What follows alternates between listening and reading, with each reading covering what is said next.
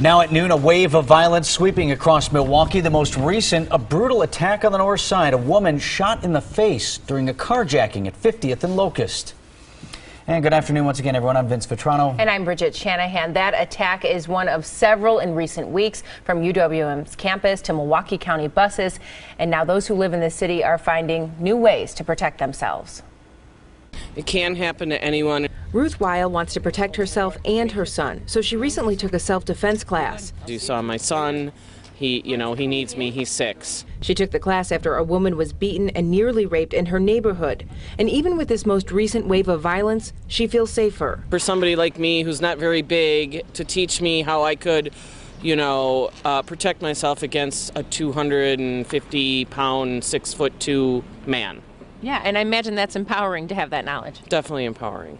We met self-defense instructor Wes Manko near UWM's campus, where in just 48 hours this week, there were 9 robberies or attempted robberies. I am contacted by a number of parents whose daughters are going off to college. His first advice, slow down and breathe. It's hard to constantly be aware of your surroundings. Especially with students that have a lot of homework or something like that. They're already focused on something else. So what I teach is, if you're exiting a door, take a moment, take a breath, relax, and look at your surroundings.